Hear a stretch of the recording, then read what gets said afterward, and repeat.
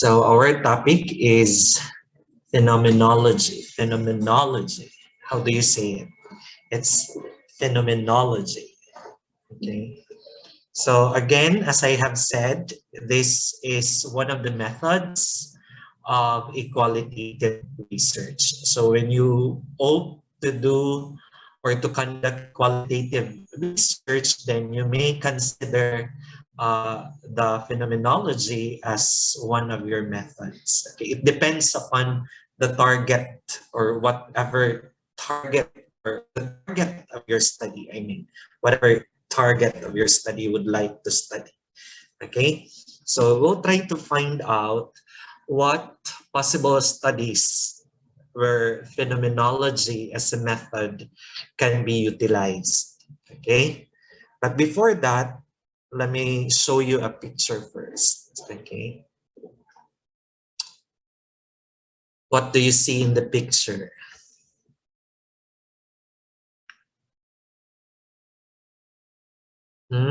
Anyone? Can I hear from the students of Dr. Mamolo? What do you observe? What do you see? Yes, I can see who are reciting. Hindi na ako makita who is participating. Was it John Michael? Was it John Michael who is answering? Or who was that?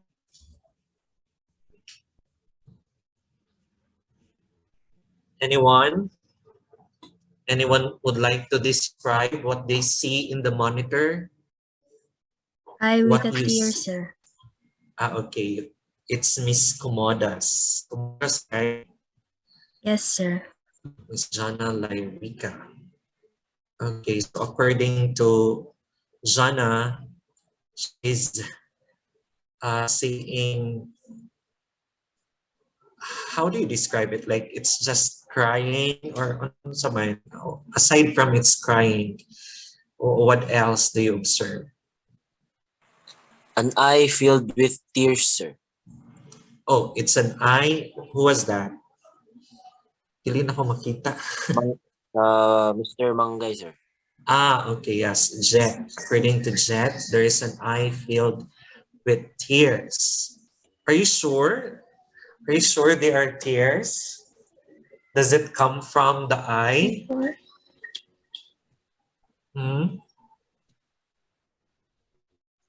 So if somebody is in tears, what is your perception about it? That's the next question. Emotion, sir. Oh, it shows emotion according to, who was that? Janelle Godoy, sir.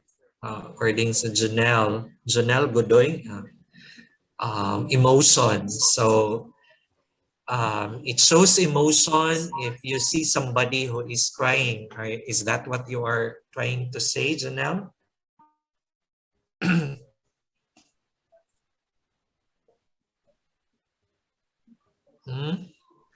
If you see somebody crying, does it mean that she is at the verge of her emotion or of his emotion?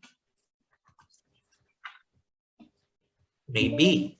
Okay, sige. Move forward. Let's not stay long with this picture. How about this picture? What do you see in the picture?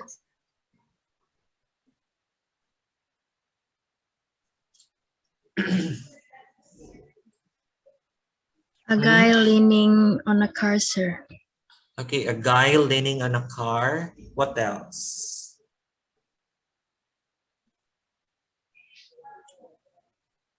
Happy person. Juliana, sir. Huh? A happy person, sir. A happy person. So a guy leaning on a car is a happy person. So that's what you have observed. How about the next picture?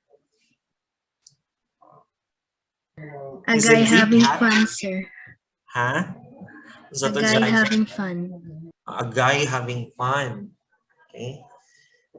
Well, we see it based on what we observe. We see it based on what we see on the picture, but we really do not know what's deep within.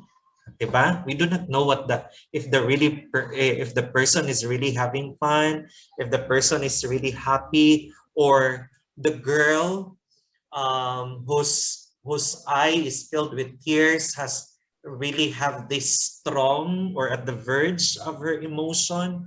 That's why she is crying, but we do not know the real score. If the girl is really happy, that's why she cried, or she's sad, that's why she cried.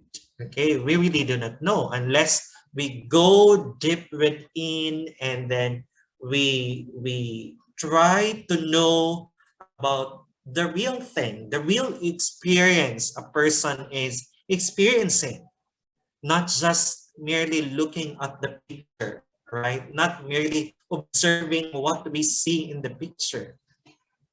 I see chats here. Happy, having a car, sir, chilling person, sorrow of a person, maybe you're referring to the picture, and then emotions, according to Juniel. Happy, having a car, maybe happy, is that really the real emotion of a person, what based on what we see in the picture? So that's something that we need to find out. Okay. Okay, so my topic, as it was introduced, it's on the phenomenological approaches. Okay, phenomenological. I really have a difficulty in pronouncing the word. It's like a long word, that phenomenology, phenomenological, phenomenology.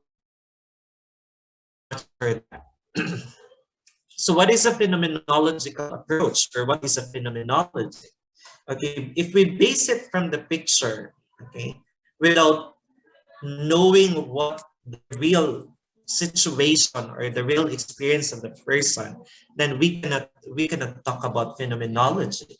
Okay, if we just base the meaning, then that's not phenomenology. So when we say phenomenological approach, the terms refers to a particular group of philosophical perspectives and methodologies for carrying out a qualitative investigation. Again, as I've said, um, phenomenology is just one of the methods or one of the approaches under the qualitative investigation. So if you will be doing qualitative research, then one of the methods, it depends on what you are going to study. If you're going to study about experiences of a person, if you want to dig deep about what you see in the picture, about the emotion, and you want to know the experience of a girl, why you see a lot of tears on her eye, and you wanted to know deeper, or you wanted to know the real situation she is experiencing, then maybe you can use phenomenology or the phenomenological approach. Okay, so that's phenomenology. So in the historical perspective, let's look into the philosophy where phenomenology is anchored. Saan manina ako pag-move? I-move din ako sa almost. Okay.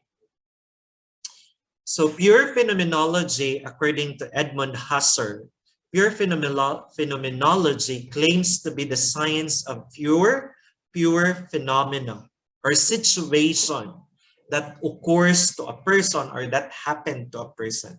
This concept of the phenomenon, which was developed under various names as early as the 18th century without being clarified, is what we shall have to deal with first of all. So we have to talk about what really phenomenology is. So according to the philosopher, according to Edmund Husserl, one of the philosophers who study about the phenomenology of mind.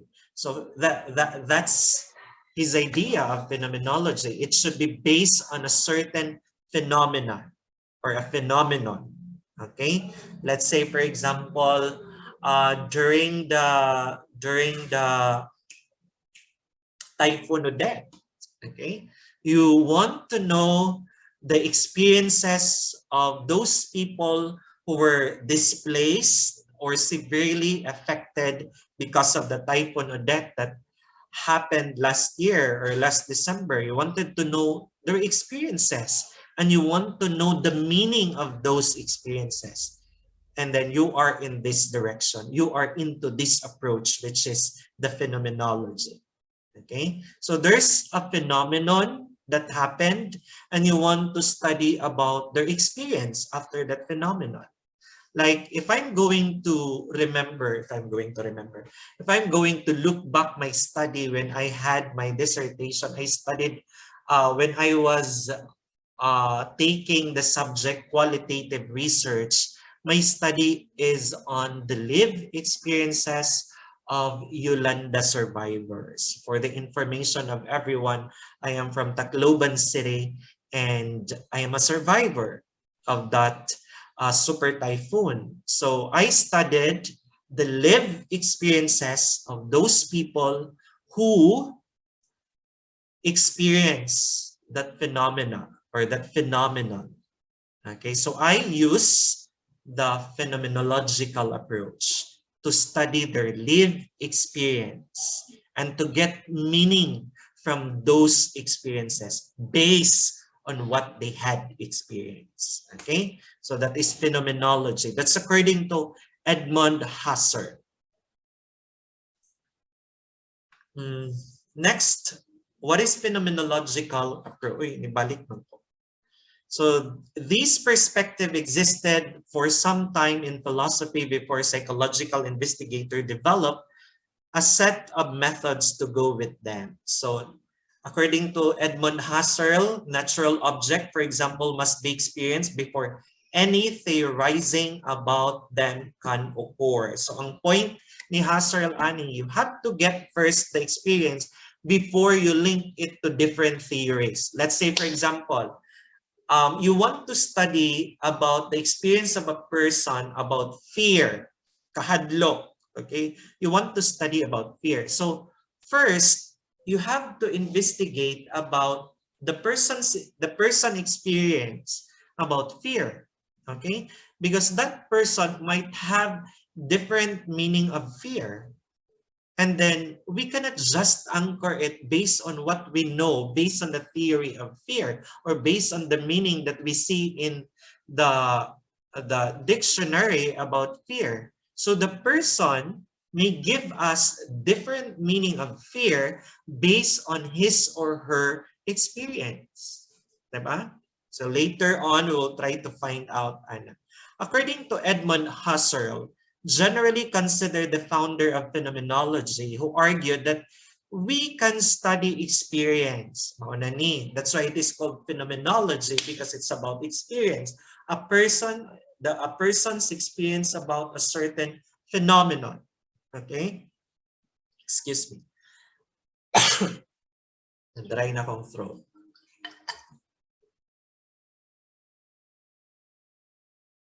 Rigorously and systematically on the basis of how it appeared to consciousness, or based on his or her consciousness. So the meaning of that experience should come from the person who experienced it. Diba? The meaning of fear, to me, based on my experience, ang akong fear might have different meaning from your fear. Okay? So, ikaw nga naka-experience of fear, like, ang imo fear of losing your loved ones. Ang akong fear of acquiring pain. Kanang masakitan ka, mauna yung mahadlok ka, di na ko musod, ani nga relasyon kay mahadlok ko masakitan. So, that's the meaning of fear to you. You don't want to experience pain. Ang usapod, based sa iyang experience, ang iyang meaning sa fear is to lose somebody. Okay? So that is fear for him or her. So it depends upon the experience, vigorously and systematically on the basis of how it appeared to the consciousness of the person who experienced such phenomenon. Okay? So ingana siya. So of the 1,000 of people who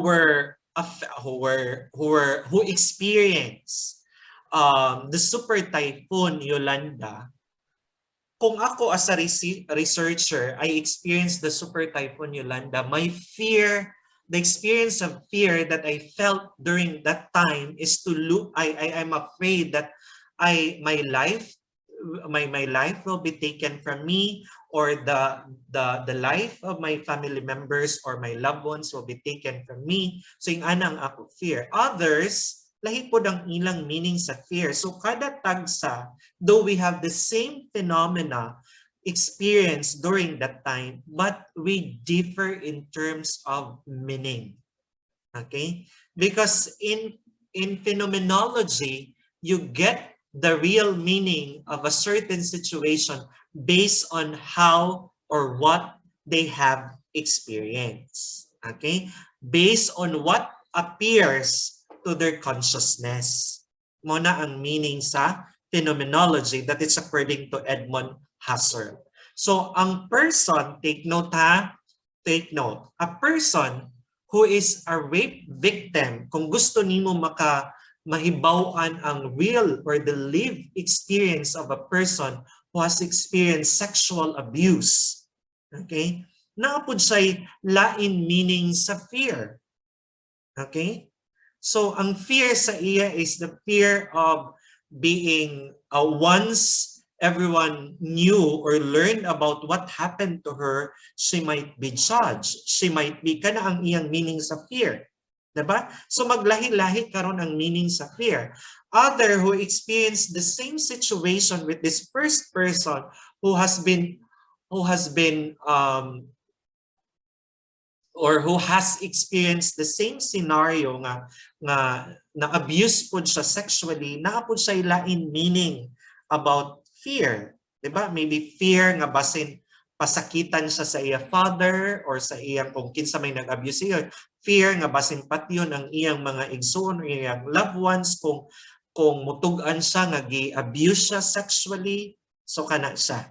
Okay? So it's actually comes from the person who experienced it. So the real meaning of that certain concept that may occur in that situation is based on the experience of the person. Dili siya based on the theory, dili siya based on what you have read, dili siya based on what the dictionary tells us. Okay? So that's one point that you need to ponder in your mind and heart. We know not through our intellect, but through our experience. Oh, that's according to Maurice Merleau-Ponty. Okay, he's also one of the proponent of phenomenology. According to him, we know not through our intellect what we have learned, what we have searched, what we have read, but through our experience. We put meaning in everything that we do based on our experience and not based on what we have read. Okay? Or based on what we know and what we have learned, but based on our experience. Okay?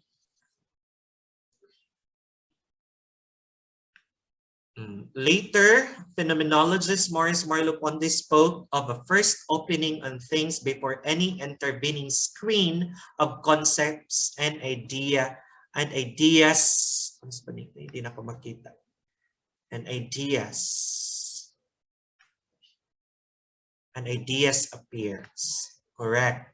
Diba? It's true. Okay, before we give meaning based on the literatures that we have studied or the literatures that we've read, the meaning should come first from the experience of the person who experienced it. So, kung mag-study ka og phenomenology, pwede ra ka magamit ka og phenomenology as your approach or your method, pwede ra ka nga mga small number of people who experience it. Diba? Butang nato, you want to study the lived experiences of those students who experience bullying. Okay? So you mo identify who among of your classmates had experienced bullying, or kanang they are open in telling other classmates or your other classmates or you as their classmates about their experience about bullying. So if they're open to that, then you try to investigate on what is his or her lived experience. Tapos pwede ka mag-study of 2 to 5 students who have experienced bullying. Diba? Tanawon nimo kung unsa may similarities, unsa pud ang ilang differences in terms of their experience, in terms of bullying. Okay? Also, you want to study kanang mga gusto nimo mahibaw-an ang mga lived experiences of those single parents. Okay? Gusto nimo mag-interview sa mga nanay nga single parents nga they don't have their husbands or they don't have their wives with them and they're the one who is providing for their children. Gusto nimo mahibaw-an ang ilang experience, gusto nimo makita kung unsay ilang meaning about being a single mother or being a single father. Unsa may mga emotion nga imong makita from them, or unsay mga words that will come out and how do they put meaning to that word. Okay, kung mugawas ang word niya fear, lahi na pud ng ilang meaning ang fear. Moingon na pud ng mga single parent, for example, ang fear nga dili nako ma-provide ang gusto sa akong mga anak because I am the only one who is providing for all their needs. Kana. So makita nimo nga the word fear has different meaning based on the experience of every person. Okay? So that is phenomenology. Another is example, naka-example diri. To simplify. I see and how did that make you feel? Kani. A direct encounter with reality and nothing more. Person A, the frog jumps from the lily pad into the pond. Plop. Person B, but what does it mean? Imo pangutan-on ng person, unsay meaning nimo ana when the frog jumps from the lily pad into the pond and there is the sound of pond that says plop. Okay? So the person A, isulti nimo kung para sa iya unsay meaning ana, unsay imong interpretation about that. Niingon ang person A, don't you see the frog jump, the water splash making a sound, ripples radiated outward from the spot, the frog disappeared, period. So kung tan-awon nimo, if you ask the person, there's actually no meaning on that. Like the frog jumps from the lily pad into the pond. Pero kung tan-awon nimo, when you ask the person of what's your meaning of that situation, what does it mean? Tanawa, na siya'y na-create nga meaning. The water splash making a sound, ripples radiated outward from the spot. The frog disappeared. Period. Diba? Na siya'y meaning in every situation. How much more if a person have or has experienced a certain phenomenon. Diba? A certain phenomenon. Mas daghan kag makuha ng mga meanings ana. 'Di ba? Kay pwede pod ang person maingon nga naa say fear pero ang kana nga fear leads to happiness like it gives you a lot of meaning, okay? Based on the experience.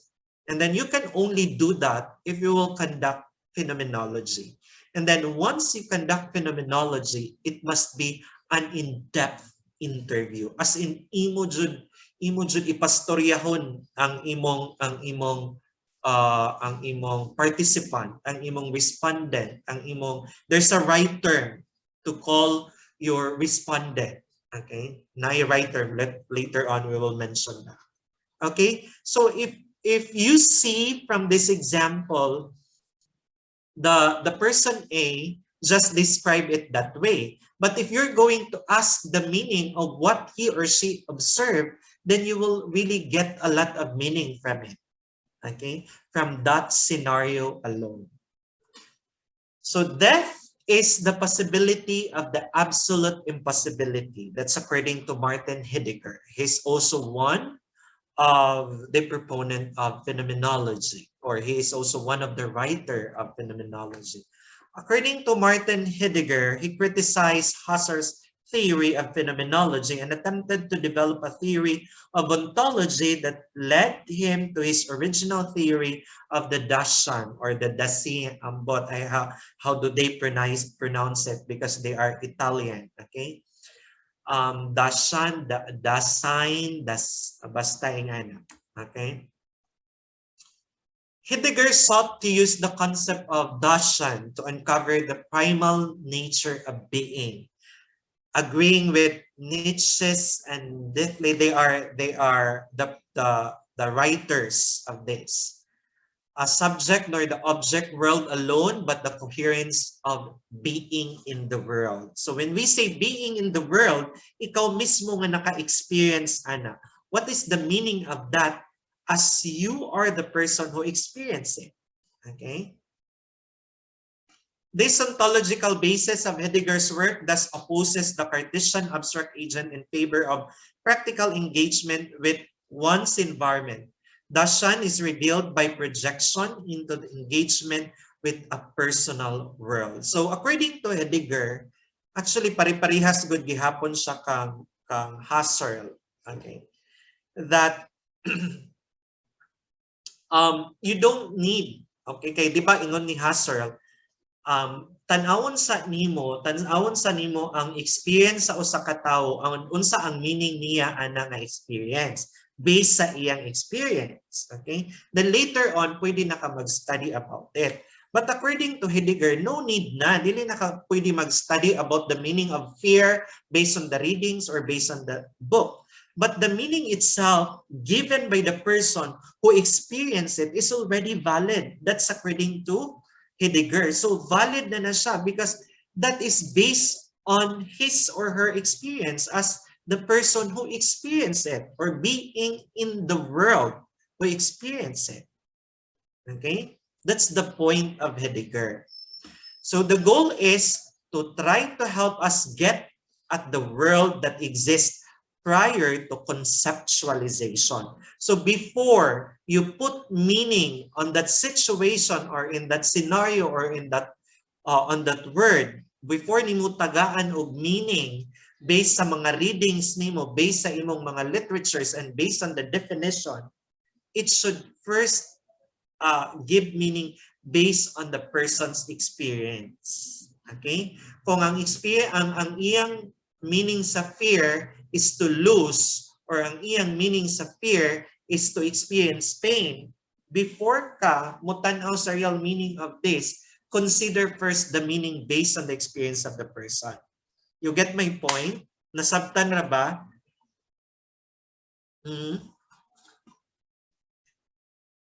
Yes, sir. Okay, good. The life world of experience as lived by them. So mao ni ang ilang ibalik-balik.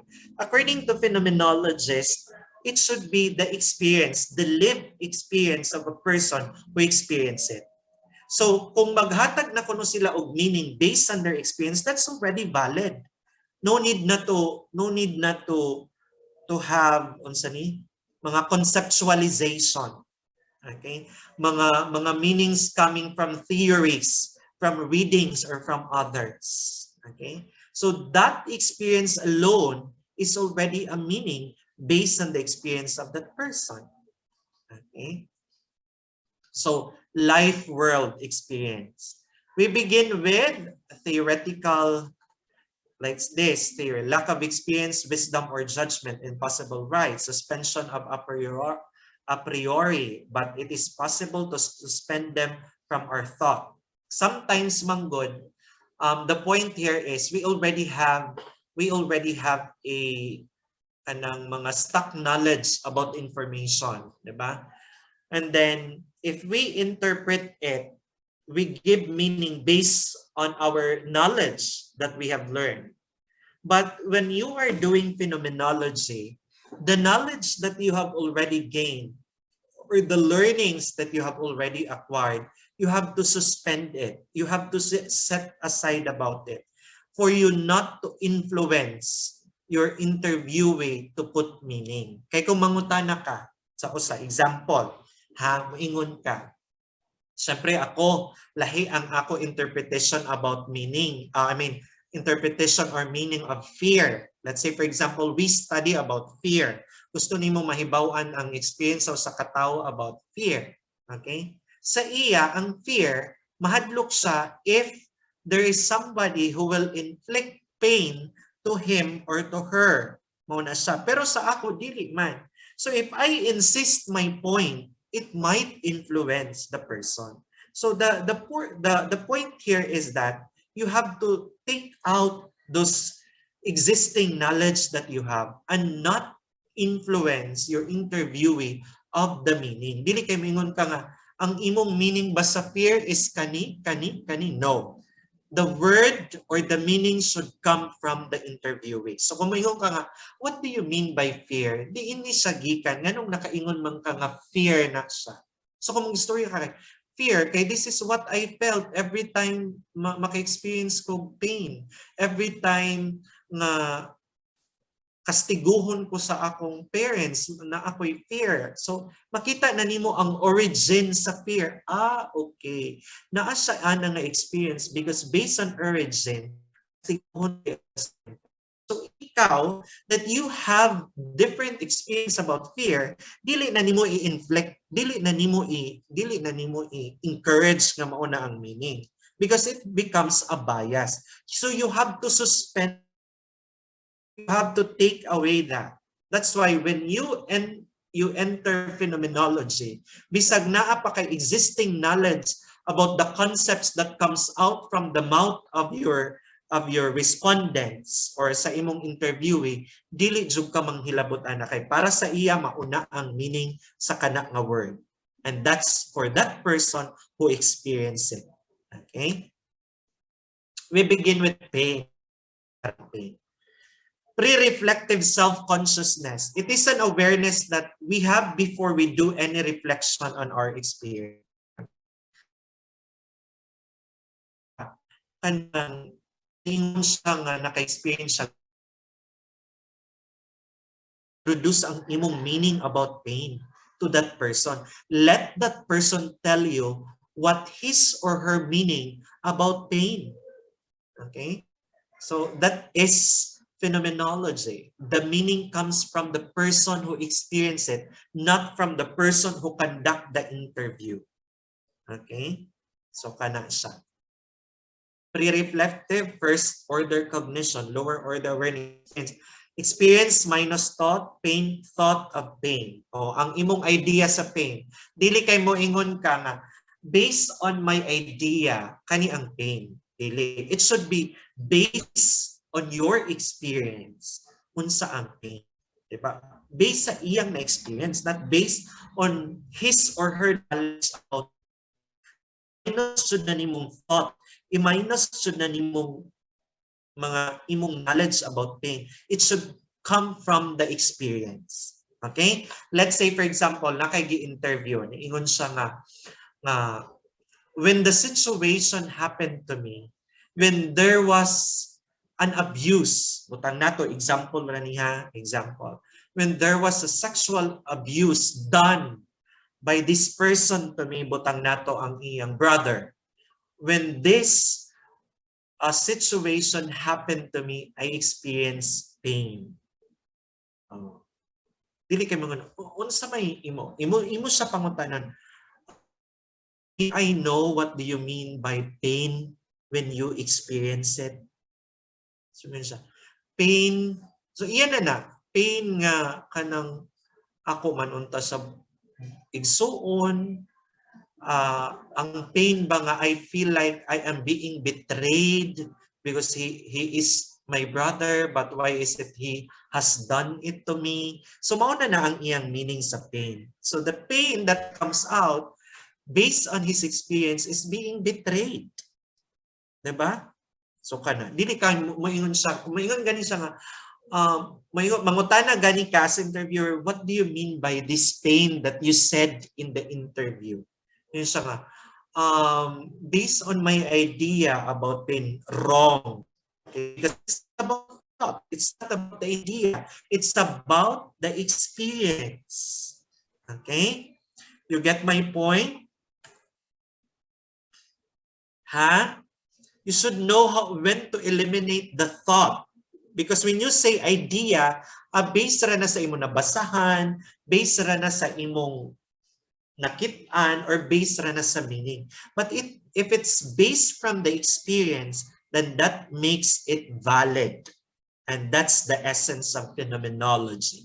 It should come from the experience. So kung sa iya is being betrayed, then mo na iyang meaning sa pain. You cannot contest that because that's based on his or her experience.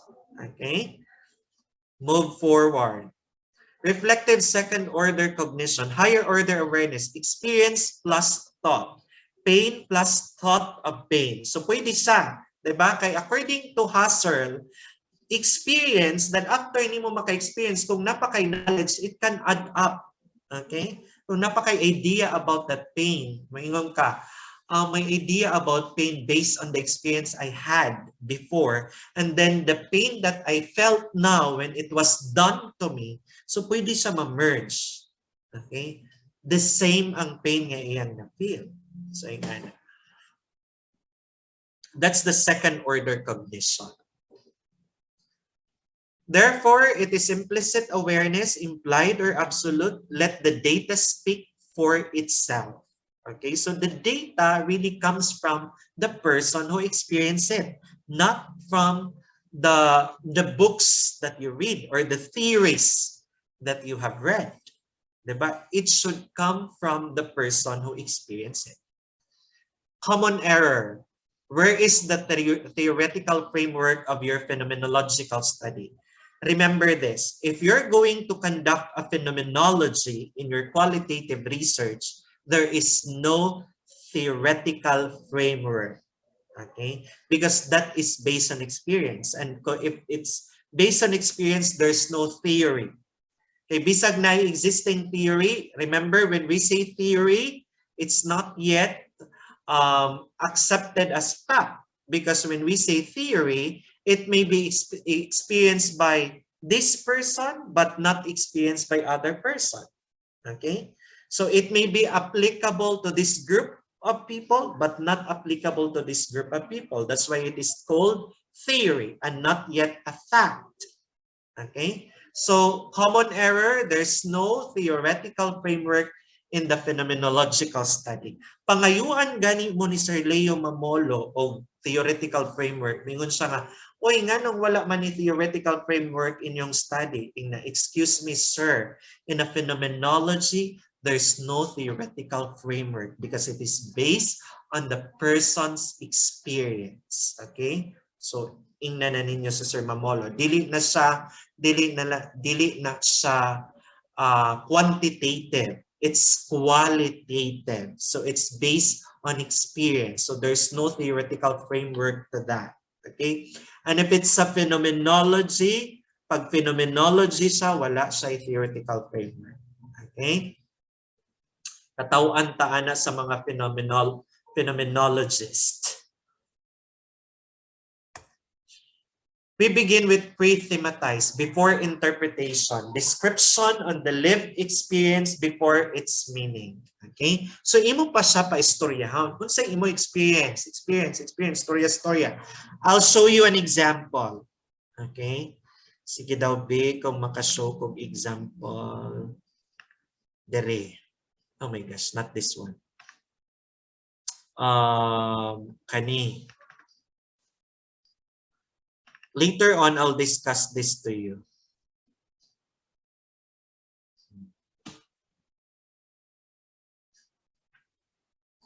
This is my informants. Okay, the right term is informant. I don't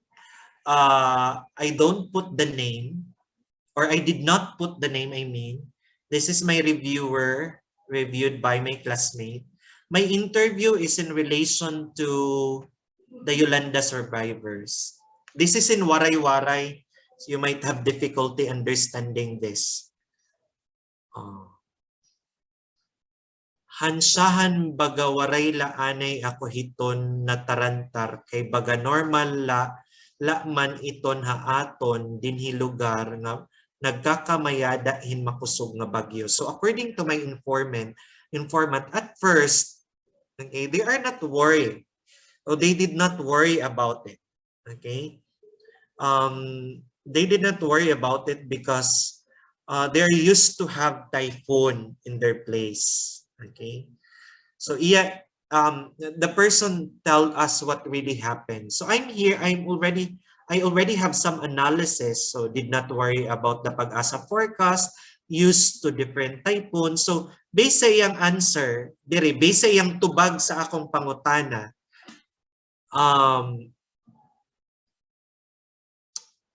I put some interpretation. Okay, I put some analysis. But before I put analysis, because it says here, description of the lived experience before its meaning. Okay? Then later on, ako na siya gipangutana, unsay iyang meaning sa worry. Unsay naa sa word nga worry, unsay feeling. Because they did not worry about it. What do you mean by you did not worry? Okay? So later on, mo gawas na dire sa akong code book because it's consistent. I also did a coding. Enjoying life despite what happened, mga later on na ni siya. Sige, before I go there, let's understand this one first. So let the person tell you his or her experience. Okay? Later nakamangutana sa meaning. Kung naay mga word nga manggawas like worried, worry, fear, happy, kana nga mga word, kana nga mga adjectives. Okay? Manggawas ganina, pwede na nimo pangutanon sila unsay meaning nimo sa happiness that time.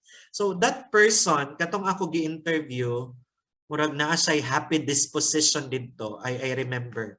Ako siya gipangutana what do you mean by that happy disposition? Ang iyang meaning sa happy disposition because it was the first time that they were together sa iyang family. Murag ni gawas na kani in a happy disposition. I asked her about it. Unsay iyang meaning about this happy disposition? And then it came out in the meaning nga happy siya kay tungod asa naman to nalibog na ko asa nadapit ang mga meaning ani because code book 2 naman siguro.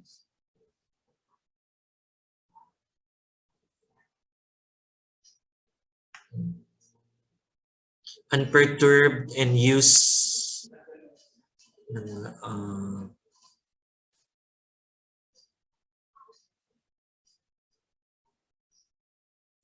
I cannot see it here. Kalimot ako. Anyway, before you get the meaning of happy, diba na happy disposition. I asked my informant. Okay, the correct term is informant because they inform you of their experiences. They're called informant. I asked my informant, what do you mean by that happy disposition that you have experienced before the typhoon?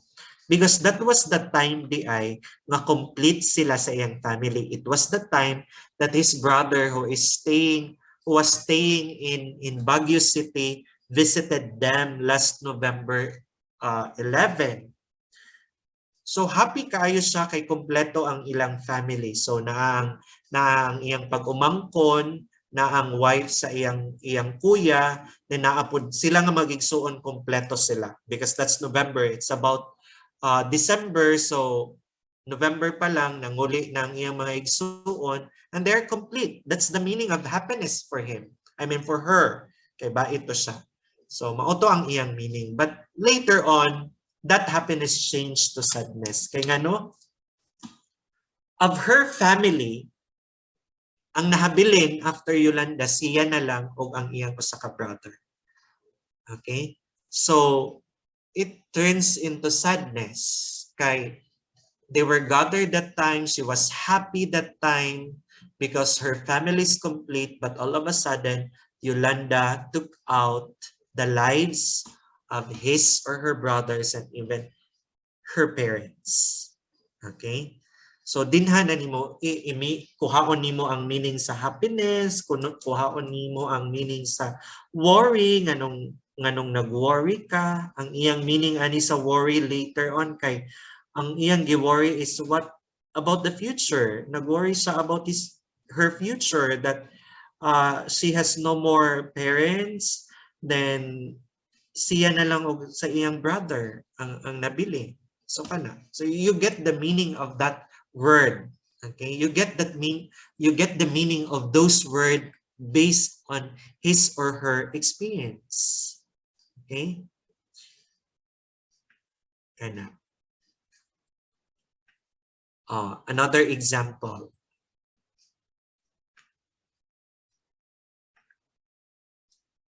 This one. Okay? Example, an assault victim may experience fear for months or years after the assault.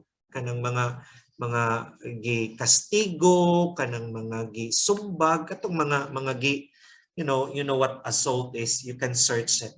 Okay? Even when no apparent danger exists. Nganong kung ang tao kanang imo gani tarhugon, imo gani pasakitan, mahadlok sila. So you want to investigate about that.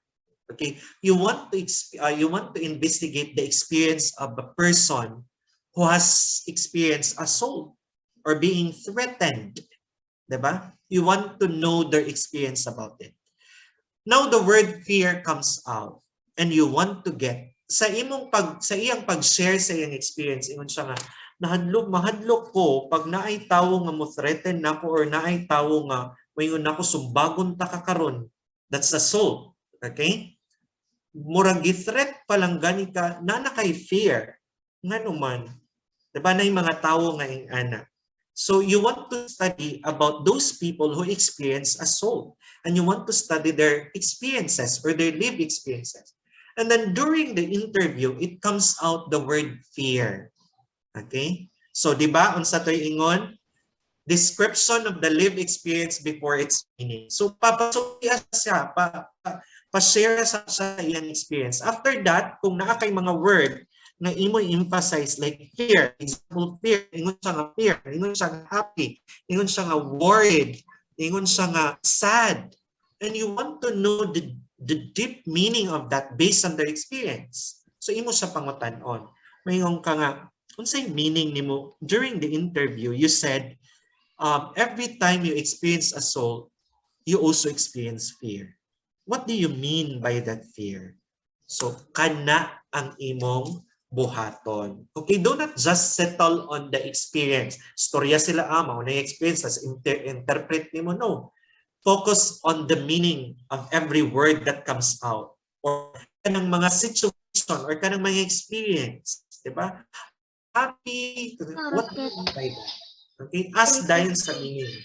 Okay? So that's phenomenology, to get meaning from those experiences. And then, what do we want to know in order to know the phenomena that they live or they experience? So first, di ba ingon to nga, kailangan ipashare sa experience.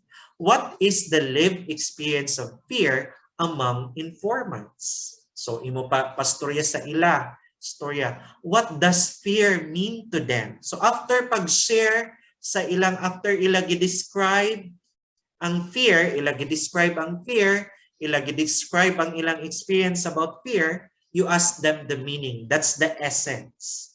Okay? Where does it come from? Imo pa dyan sila pangutanan, what do you mean by that fear? Kung fear kay kanang mahadlok ko, masakitan ko. Nganong mahadlok man ka, masakitan ka, diin man na gikan. So imo pa jud i-dig deep. That's why it's an in-depth interview. When you do a phenomenology, it should be an in-depth interview.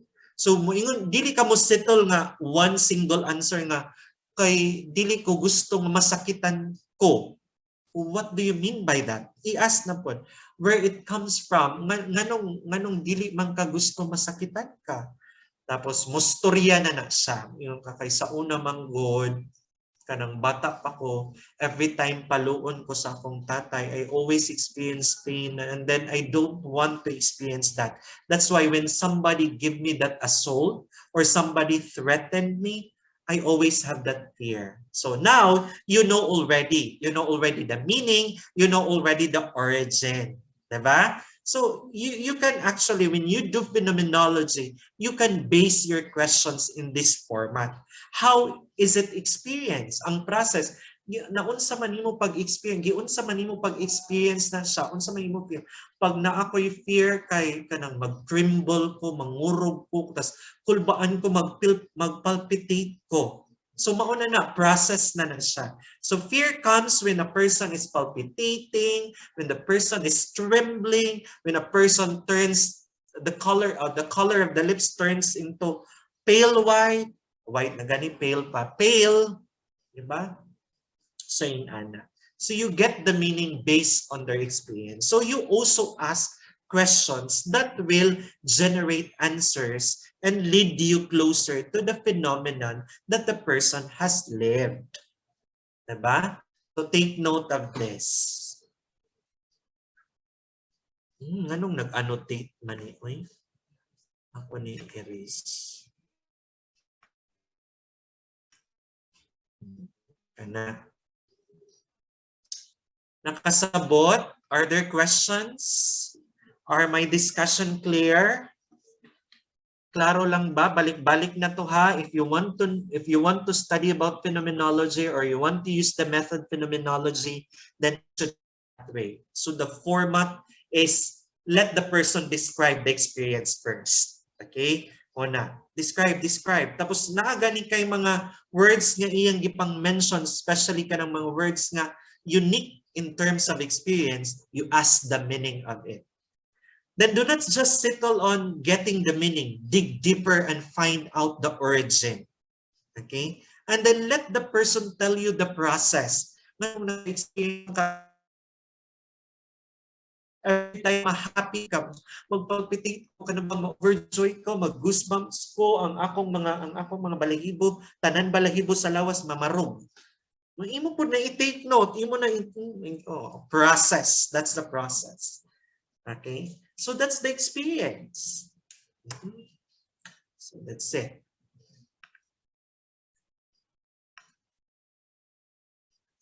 Next, di naman mo next on sa man. Experiences. Sa nga experiences are the basic data with which phenomenologist works. Again, it comes from your data should be the experience of your informants. Okay? Your data should be the experiences of your informants. So it is based on the interview. It's the answer of your informants to your questions. Okay? So take note of that.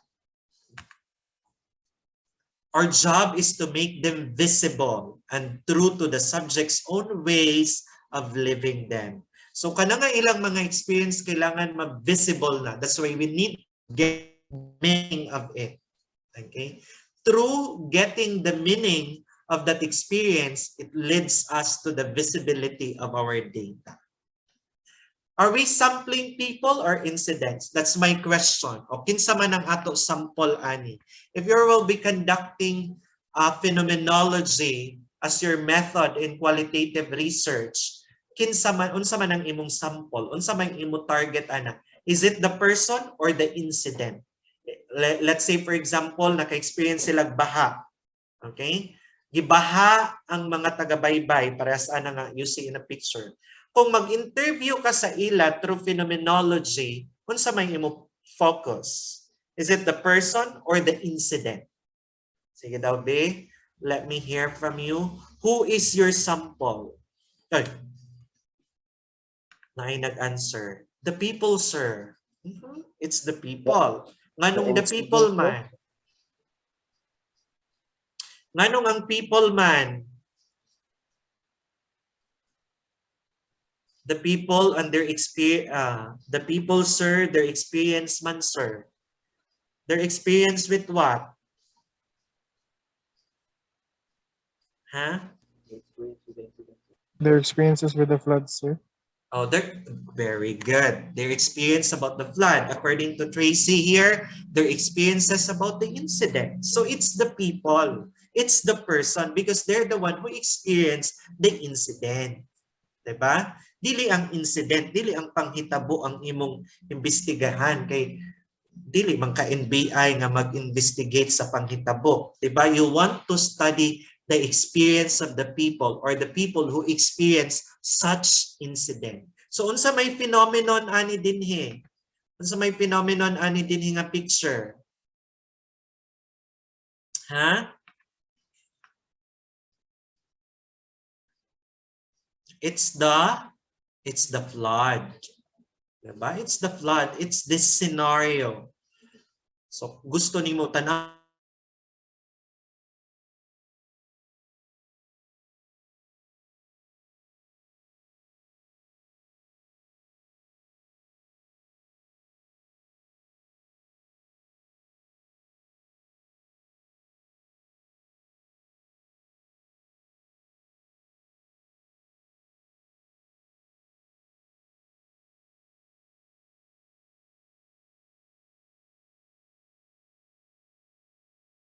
recording stop.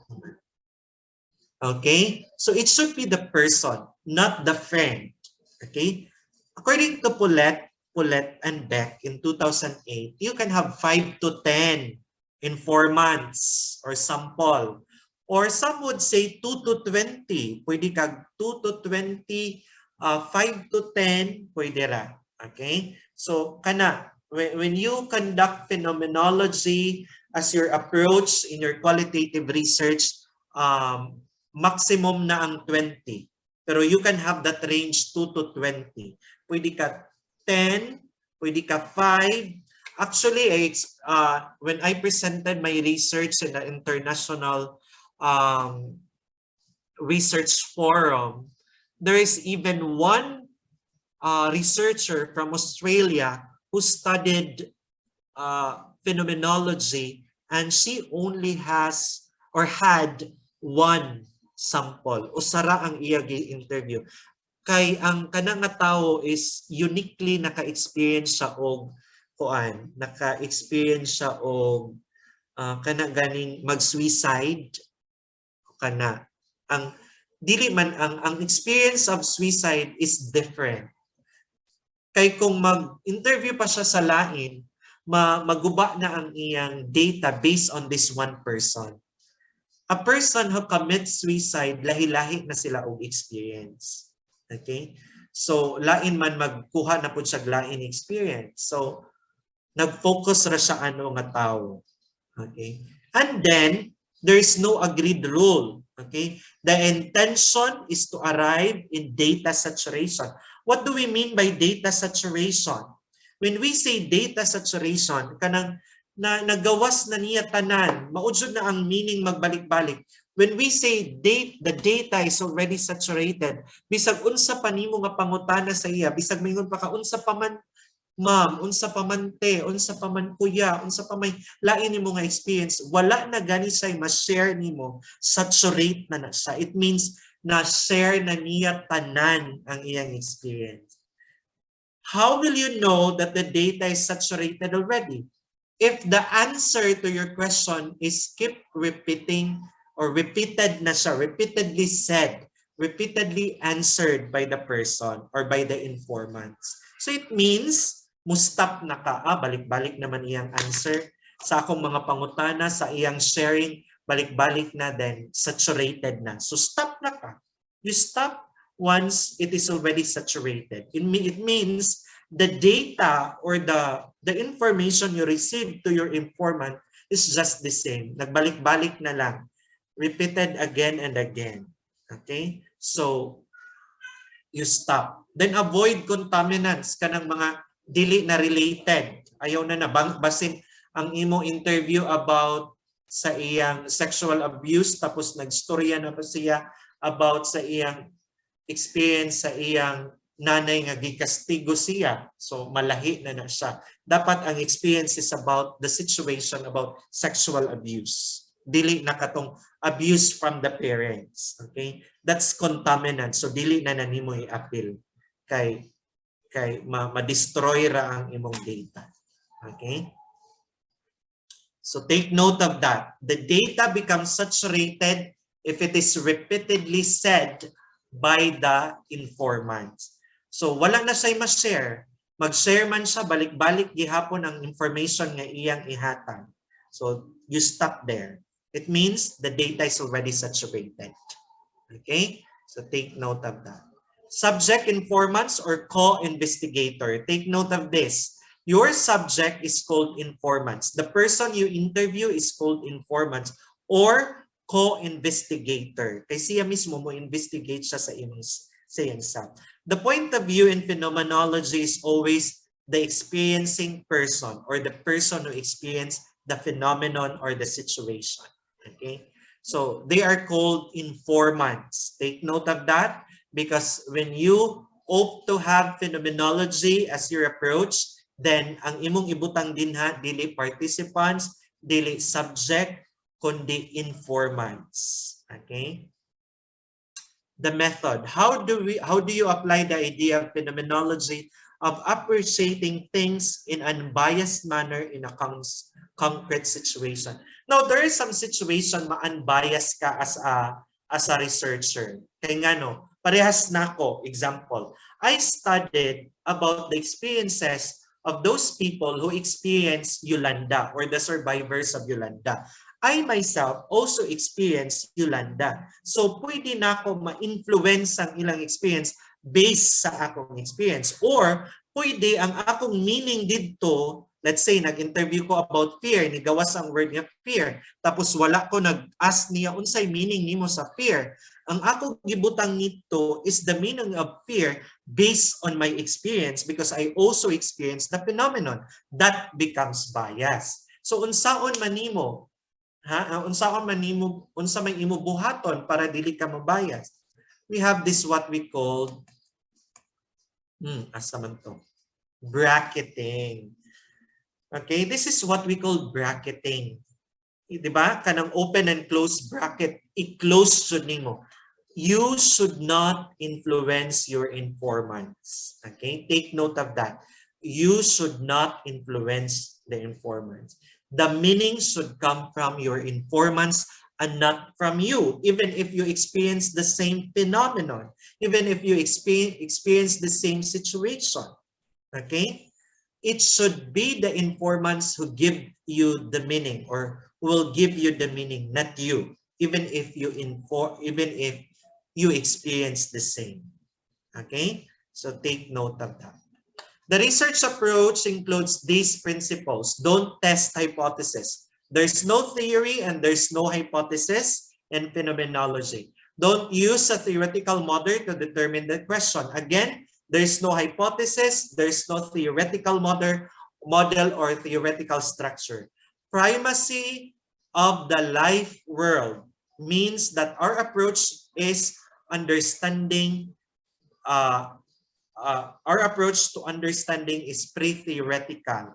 Ang ato dapat mahibawan is the experience, not the theory, not the experience based on what we have learned, okay? But the experience of our informants. That's why it is pre-theoretical. Understanding, not the pre-theoretical. Primacy of the life world or the lived experience means that our approach to understanding is not pre-theoretical. It means nag-interview taan ng a person excluding on what we have learned.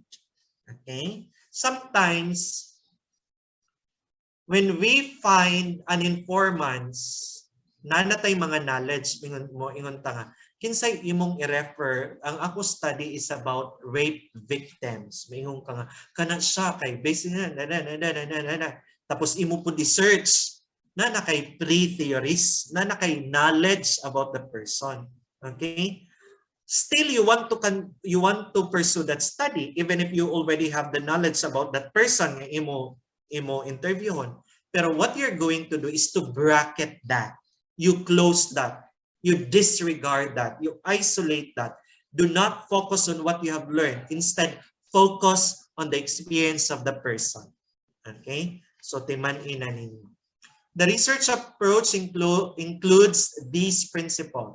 Try to come as close as you can to understanding the experiences being lived by the participants as they do. Take note, experience lived by the participants or by your informants. There's no claim that phenomenological results are predictive or replicable. Several studies that prove that same phenomenon may discover similar meaning, each described from a unique perspective. Parehas silang meaning, pero parehas silang meaning sa word if you're going to look at it in dictionary, but there might be something unique from that experience based on their experience. These perspectives may also lead to the discovery of new and different meanings. So makaingon ka nga, hala, ang iyang meaning sa fear is unique. Ang iyang meaning sa fear is maingon sa nganong pangutanon nimo imong informants nganong nakaingon man ka nga fear. What do you mean by that fear? The fear of being isolated. Lo, unique kaayo. Maudi ay wala sa nagtug-an or iya keep sa iyang self kay mahadlok siya nga if makaibaw ang uban, dili na siya i-friend. Dili na i-isolate na siya. Diba? That's another meaning of fear. And if it's unique, then ikaw ang makadiscover, Ana. That's your discovery. That fear also comes from isolation. A person who may experience fear or may experience fear because they are afraid to be isolated. Diba? So, kana siya. So, you have the meaning of fear based on the experience of the person. Describe. Maudyo ng imong bahaton. If you're going to use phenomenology, let the person describe his experience. Share. Describe. Unsay meaning ani? Can you describe it to me? Unsay origin ani? Di ini gikan. Nganong naamang ka ani nga experience? Nganong naka-feel man ka ani? Nganong you have this emotion? Ing anak jud ang imo buhaton. Ask the person, let the person describe. And through that description, you get meaning or you get words na unique tapos imo ipa-describe sa ila ang meaning. Okay? The people in question tell their own story in their own terms. Take note it should come from their own. Dili kay maingon ka nga, you mean kuan dili. Let the person give you the meaning. Let the person state the term or the word. Dili kami ko, you mean, okay. In other words, no. It means you are already inflecting your meaning as a person who is interviewing. Let the person tell you. Unsa pa man, ma'am. Sige daw, ma'am. I-describe pa na siya. Unsa may imo meaning, ana. Sige daw, ma'am. Sige, ma'am. Kanang huna-huna, unsa nga word. Tapos pingon siya nga, fear. Nganong nakaingon man ka nga fear, ma'am. Kana. That's how you are going to conduct an interview if it's phenomenology. Up to, it's the person who tells you the meaning of that term or that word. So, fidelity to the phenomenon as it is lived means apprehending and understanding it in the lived context based on their experience. That's why it is called lived, of the person living through the situation. Okay? How do we do bracketing? Okay, bawa na mo. Bracketing is suspending or setting aside our biases, everyday understanding, theories, beliefs, habitual modes of thoughts, and judgment. Okay? Imo na i-bracket. You bracket yourself. The term used is bracketing.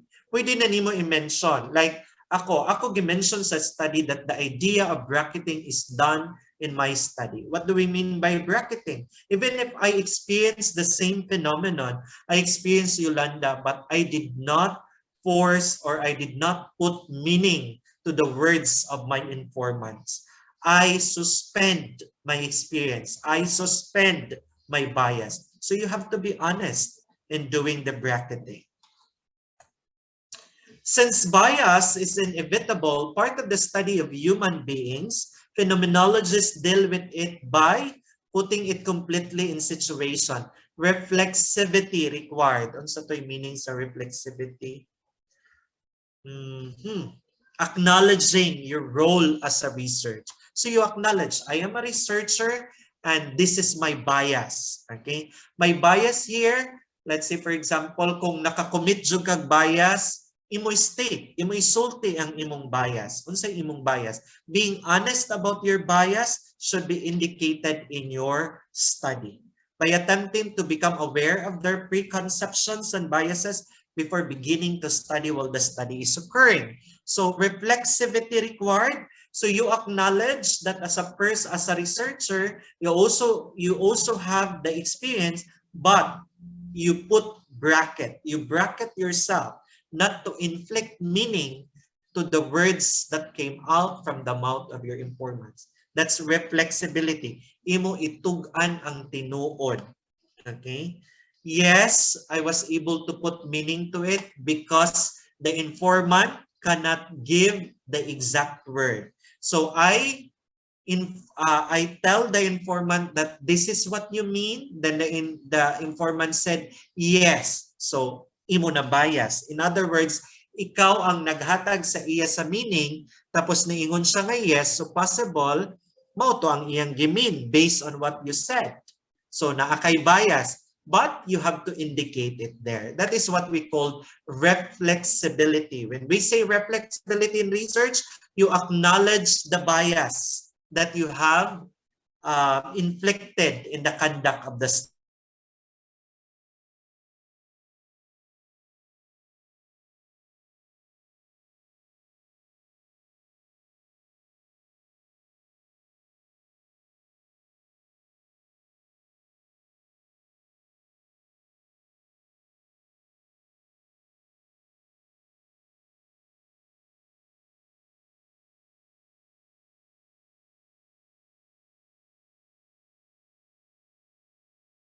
So on and so forth. Approaches, individual, empirical, dialogical, hermeneutic. We will not study about this. Kay mga terms na siya. We will move on to this. In hermeneutic, if you're going to use hermeneutic phenomenology, it's concerned with understanding text. Sometimes, dili based sa interview, based sa diary. Diba? Pwede ka maggamit og hermeneutic phenomenology.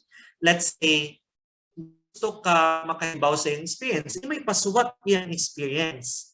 Tapos, i-analyze ang iyang experience. Then, imo na po sa balikon.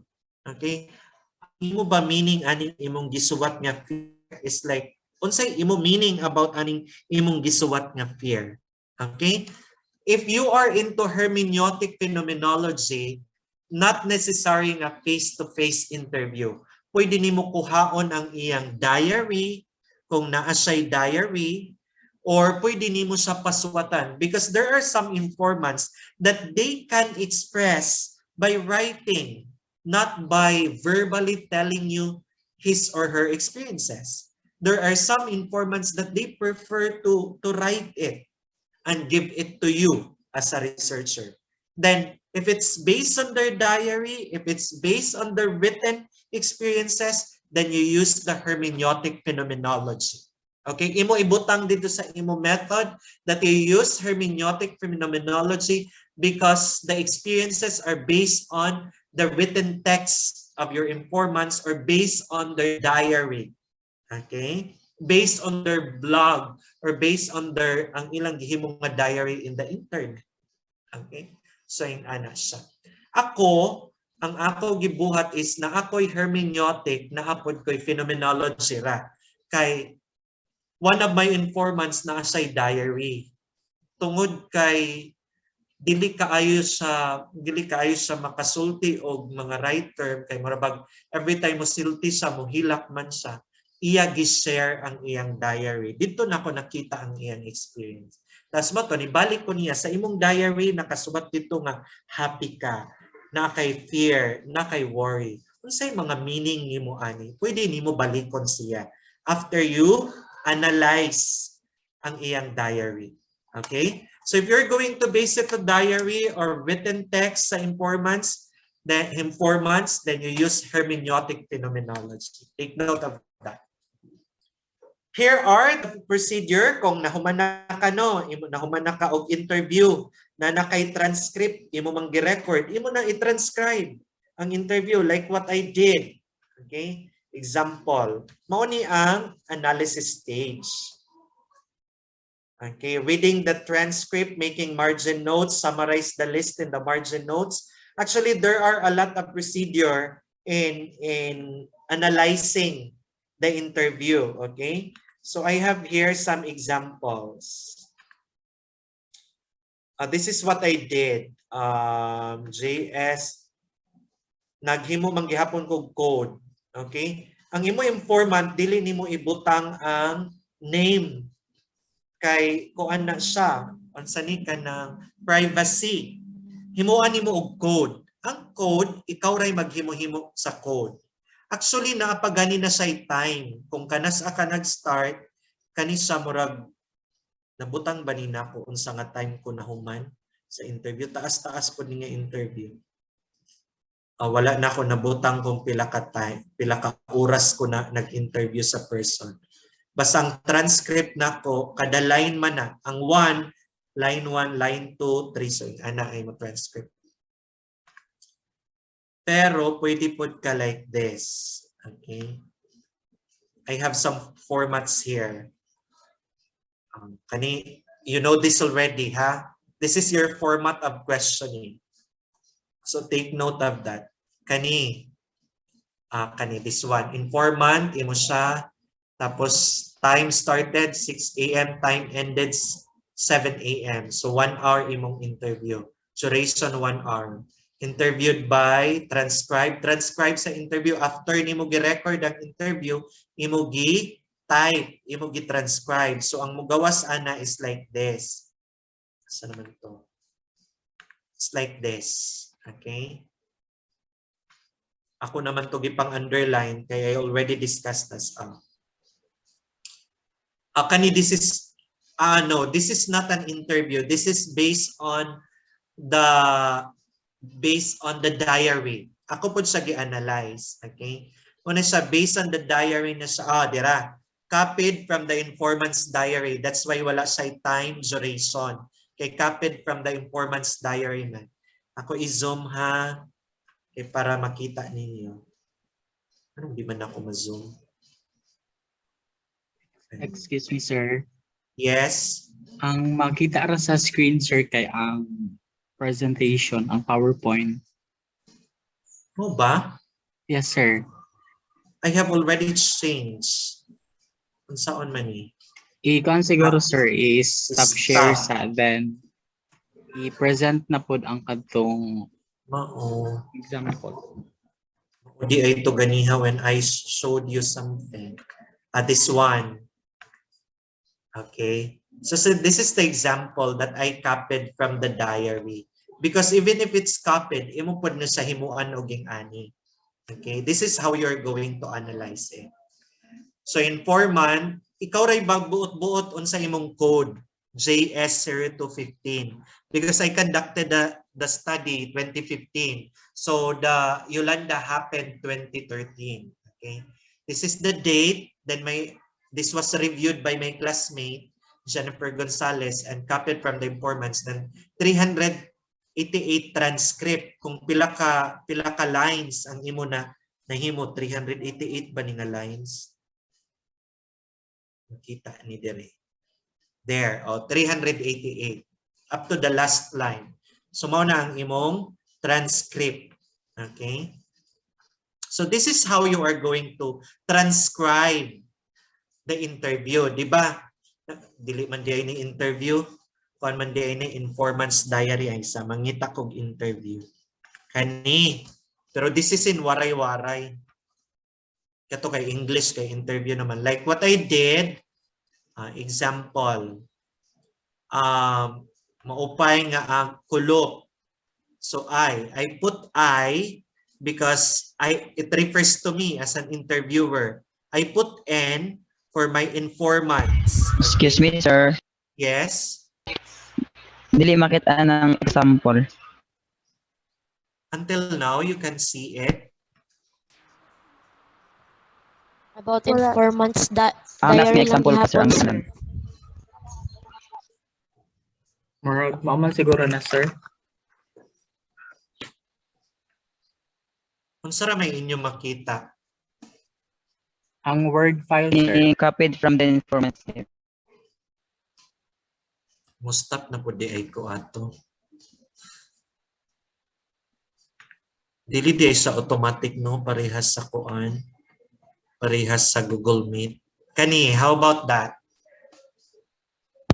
Yes, sir. Makita na, sir. Okay, so this is an example of the interview I did nga ako nag-transcribe. Because after you conduct the interview, you're going to transcribe it. You put the informant, JS04-15, ikaw rin maghimo-himoan na ha, but do not put the name of the person you interviewed or the informants because that's the privacy. I conducted it on April 28. Tapos 30 minutes ra ang interview kay gamay ra ni 213. Na-saturate dayon ang data. Kay waray-waray man ay sabi mangita kog taas-taas nga interview be. Isa ha. Mangita kog taas-taas nga interview. Oh my gosh, na-delete na. Stop na ko ang... Anyway. Sige, mangita ko taas-taas. Ang uban kay taken from the diary. Taas-taas continuation. This, wait for a moment ha. Kani. This one. Allow me to share it to you. Kani manggod si Sir Leo ng paggamit-gamit og Zoom. Madili mo automatic. Present, magsige patag stop. This is the example. So the I there is the interviewer. Ako, the J is the person I interviewed. Okay. J ang iya name nag-start og J kay para dili ko koan. So I start Joanna, maupay nga aga, kumusta ka man? Because I'm a waray-waray and it happened Tacloban. Waray-waray vernacular, ha? Kay para mas masabtan din. Later on, ang pinakalisod sa Phenomenology, if it's in vernacular, you have to translate it in English. To English, I mean. And so on. So ingana, oo, sige sir, may daduha ka pamilya nga naokoy haamon bonggalo nga balay. So that's in waray-waray actually. Happy experience having a complete family in their house. Din ha, ang meaning sa iya happiness din based sa analysis na ko kanisya. Pero ako sa gipangutana, kung sa imo meaning sa happiness, then it came out nga it's their first time nga kompleto sila sa ilang balay. Okay? So this is actually the interview I did to the informants nga after Yolanda, duha na lang sila nahabilin. And it's very sad. And when I conducted the interview, even if it's already 2 years na nga nahitabo, 2 years na kay 2014, 2015, kanang ma-feel gihapon nimo ang kabugat. It's a happy moments to her. Diba? Willingness to help her nephew, makita na nimo. These are my analysis based on her answers. So ako ni mga analysis ha. Then later on, after sa description, after sa imo analysis, mo balik ka sa iya. Imo na pangutan-on ang iyang meaning. Kung sa imo meaning sa happy moments din. So, na-saturate siya kay balik-balik. Ang happy moments di ay para sa iya is the moment that they are complete because it's seldom. And it was the same moment pa, John, that they were happy. And it's the same moment that almost all of the family members were taken out or taken. I mean, Yolanda took their lives, 'di ba? Almost kay nga no, at least sila duha na habilin. Then if you want to have, pero later on, after the 2 years, happy disposition na po siya, it means naka-move on na siya from the situation. Sa 2 years, maayo, wala na, nag-undergo siya depression, pero kuan, nigawas po na din niyo, searching pamanggani, time of searching the nephew. Kay until this time, wala gihapon nila nakitaan ang body sa iyang nephew. Hopeful gihapon siya nga ang iyang nephew naka-survive kay wala man niya nakitaan or wala man nila nakitaan ang dead body sa iyang nephew. But now, when I ask her, yun na siya nga, wala na sila nag-expect. Kay pila naman po kay yes nga, buhi pang iyang nephew. Kay kung buhi pa to, kuno gibalik na unta or yung ano na. So on so forth. It came out, searching, naapa di ay ni continuation because it did not end in 357. Napa ni siya continuation kay putol-putol to akong interview sa iya. There's a continuation with this nga ni gawas nga naka-move on na gihapon siya. Tired and helpless, struggle under the water. Now, if you're going to read her story as in ikaw mismo makahilak ka. So, this is how I did it. And I put analysis. Kaning imo analysis based na sa imo pag-interpret sa katong iyang mga experience. But the real meaning, ang imong real meaning about that comes from the informants. Tas imo po na ibutang, imo po na isuwat. Then after this, makuha na nimo ang analysis. Imo na ikaw, based sa imo analysis, makuha na ng gawas. Imo ra na analysis ha. And then, you move na pod, mungadto na pod ka sa code book nimo. Imo is summarize tanan imong analysis. Kani. Ako na pod ay ni-present. Kani. I have 4 informants. Do you see it now? Can you see it now? Ha? Yes, sir. Yes, sir. Makita ra, sir.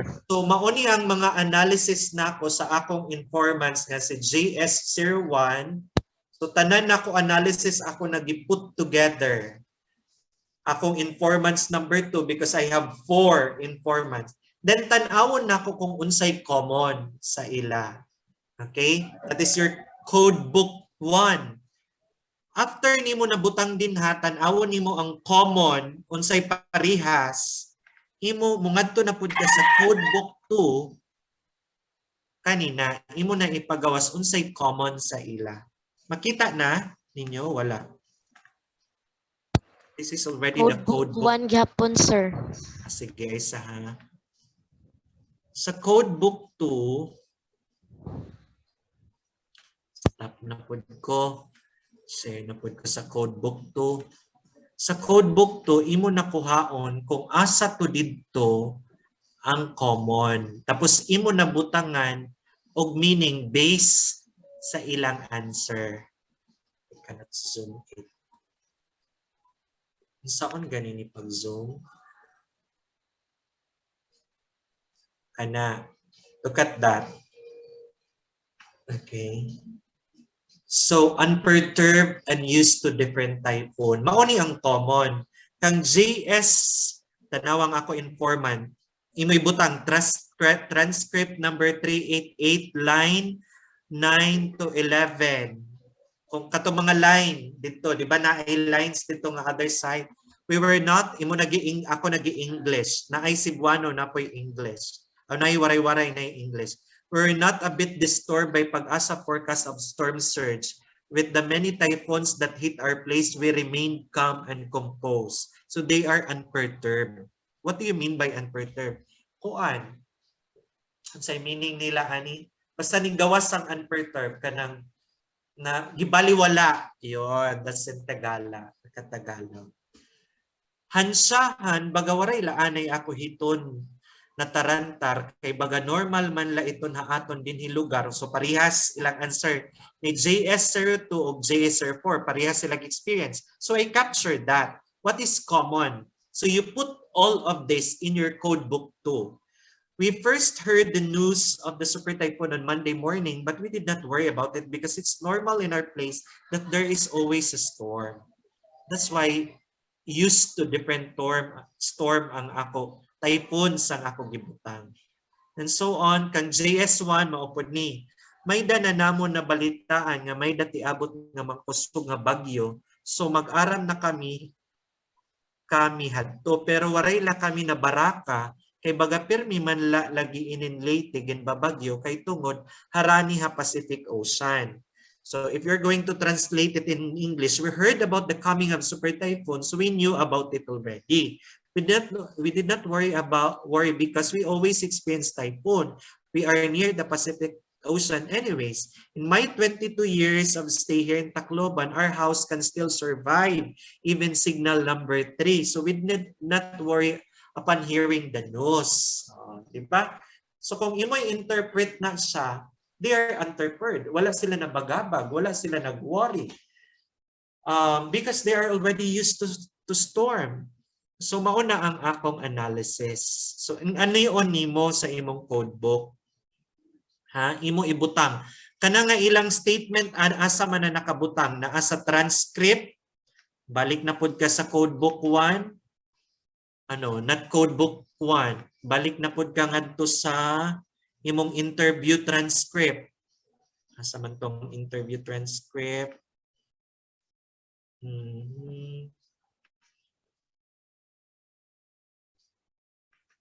Imo interview transcript, imo balikon.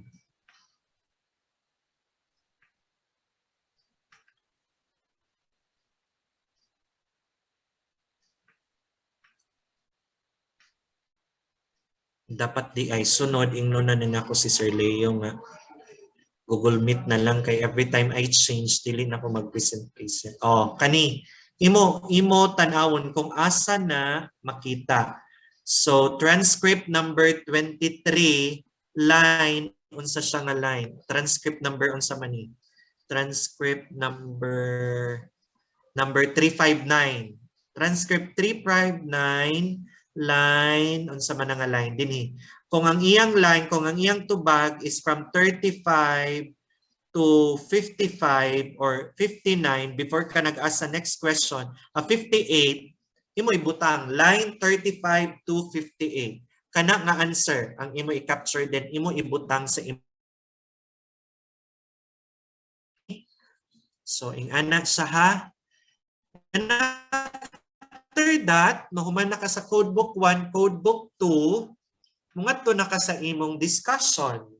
Okay? Asa man discussion? Sige daw, be. Isa ha pangitaon sa na. Dissertation. Wait sa ha. Kay ako. Wait sa kay na. Sige kung kuan open, close, open, close. Dapat di ay Google Meet kay para diretso every time I open it diretso. Okay, wait first for a moment. I'll show you my discussion. Kaysa imong discussion dito na nimo ibutang ang imong mga transcripts. Qualitative not here.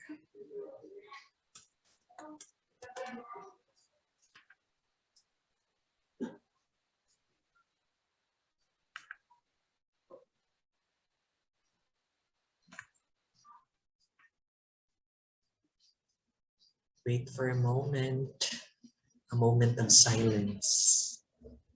Okay.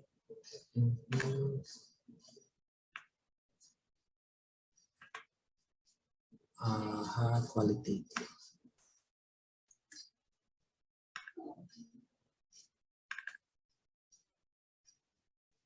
Saan naman itong ako study? Ay, nawala naman ito.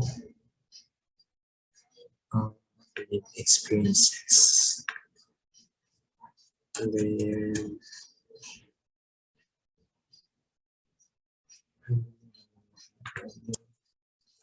Typhoon Ganda.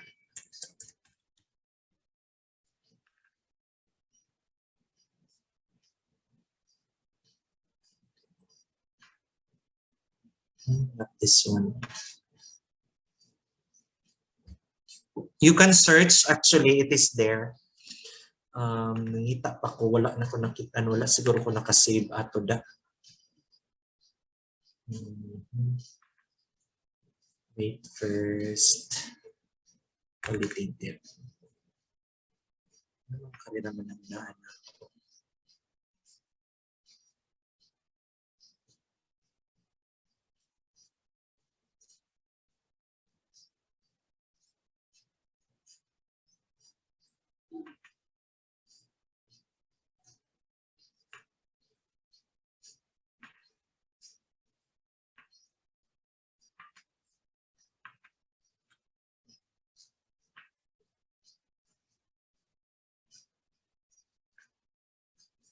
Ay.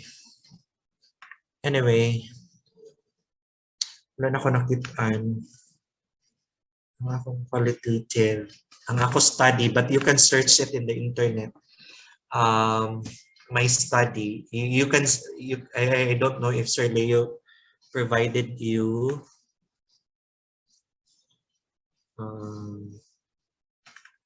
sa mga IGICC.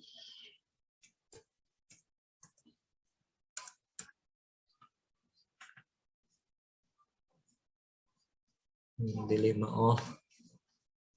Anyway, going back to the presentation. Because later on, that code book, dito nimo kuhaon ang imong mga discussion na, dito na nimo kuhaon ang data. Okay? Wait first. Saan naman ito?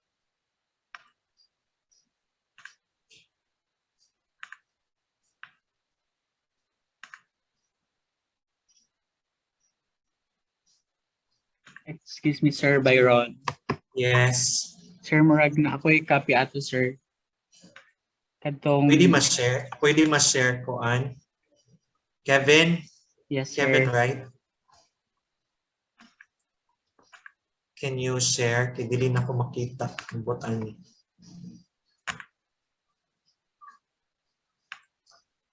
So after the code book 2, nimo, kung mag-discuss na ka, mag-present na ka data, mao na to ang imo ibutang ang naa sa code book 2. Tapos imo na lang mangita na pud kag lain study that you have the same result, because that's already what is in the code book 2 is already the result of your study. Okay? So kana siya. Present na unta na ko, balik ang akong kuan. Dili man ma-present. Ang ako slides.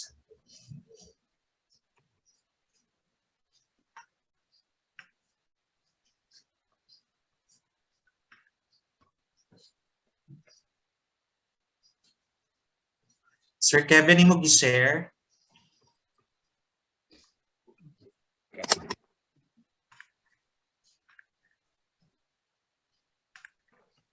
Anyway, Kana, sir. I cannot see it. Kani, oh yes, sige daw, down koan.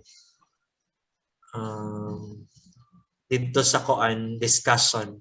Ato ara, diba, tanawan ninyo.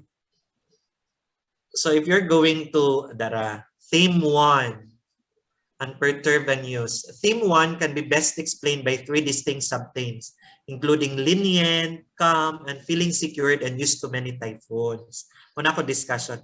From the analysis, the researcher believes that the informants have taken for granted the news and warnings of the coming super typhoon, for the reason that they are already used to different typhoons that passed by their place. Thus, they become lenient, calm, and felt secure. Sige, ubos. Makita ninyo, sub-theme A, lenient. Ang lenient, meaning pud na siya nga nigawas sa mga informant nga lenient ra sila kay murag wala man sila nag-worry. What do you mean lenient? Kanang nagpabaya rami. O mao na sila. We're not bit disturbed by pag-asa forecast of storm surge. So naa na sa transcript 388 line 9 to 10 informants JS Serto. So ang imo after you discuss the subtheme or the theme, imo pud ibutang dinha ang transcript. Okay, we first heard the news of super typhoon on Monday morning, but we did not worry about it. Diba? So they are just lenient, calm and feeling secure. Sige sir, Kevin down. Mga sub-themes na ni siya sa theme. Ang ako major theme dito is unperturbed and used. Under them, na lenient, calm ka na nga mga word, imura na i-organize. If it refers to the same, if these small words or the sub-themes refers to the major theme, parehas na. Used to typhoons. Kana. So on and so forth. So what is in the code book 2 is mo na ang imo ibutang din na. Imo ra na i-organize and you also have your discussion. Kana. Okay? Thank you so much, Sir Kevin. You may request that from Sir Leo so that you also have a basis. But I also have others, other style, okay? Napod ko yung other style. Like, pwede nimo i-summary tanan. Butang nimo imo nag-code book, pwede pod ka mag-present it this way. Oh my gosh. Wala na pod. Okay ha, wait first. Wala manggod ang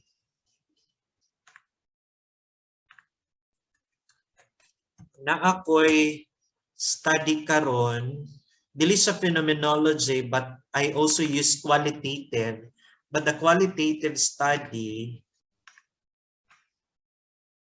ang qualitative nako nag-need pod siya og nganong dili man ako ma-present Sir Kevin. I already opened the file.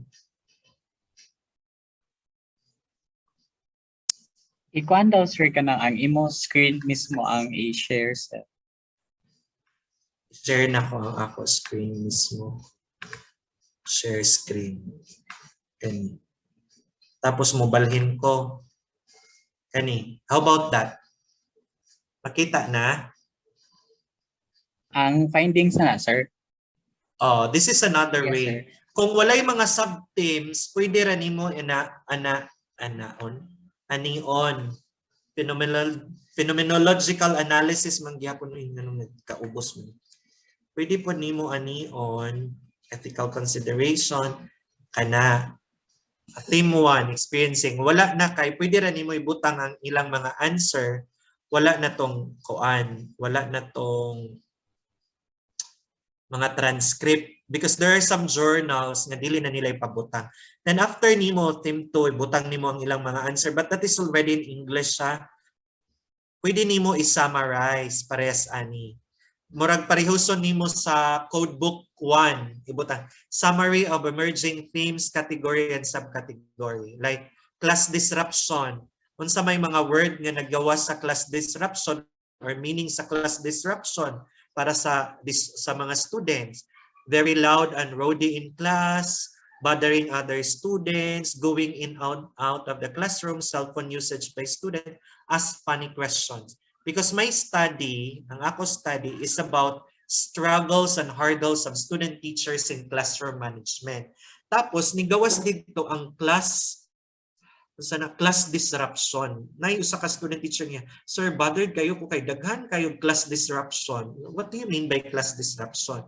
Then later on nigawas siya nga mao din ning meaning sa class disruption sa mga student teachers. Their class is being disrupted if there is very loud and rowdy class, saba, diba? Bothering other student, kuhit-kuhit with student, going in out of the classroom. And then another, ang ako major theme is experiencing disruptive behaviors. Tapos ako gipa-define sa ila, unsa may meaning ninyo sa class disruption? Naapa, unsay meaning ninyo sa broke class rules? Kani cheating, noisy, students quarrel, ingana. Wala pa ko nahumanan, napa ko sa discussion. For publication pa ni nako nga hasta karon, pa ko nahuman kay busy kaayo ko sa trabaho. Anyway, you could also make a summary. Tanawa, upat ra ka themes ang ako nahimo, but there are subcategories under that. Okay? Tapos ako pa na humanunon. You can have a summary, you can put a summary. Okay? Aside from that. Okay? So maura to. And then let me present also, let's go back to the slide presentation. Okay ha? So kana siya. Oh, parehas ani. Line, naadiri ang line, makita ninyo. Naadiri ang line. Line number 1 to 15, o 15 ba ni 16. Utterances, mauna ang tubag sa mga bata, ang mga inyong interview, then imong analysis. Let's say, for example, I used to play with my cousins and neighbors. I miss them. I miss my grandmother too. I always call her, but I still miss her. It's really for fun. In happy times with relatives in the Philippines. Mauna imong interpretation. That's your analysis.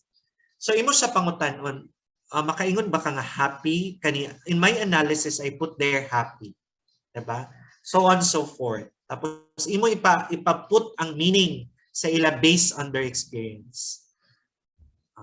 Code book, mao na to, parehas sa to. Code book, ethical consideration, that ends. The same boiling water that softens the potato hardens the egg.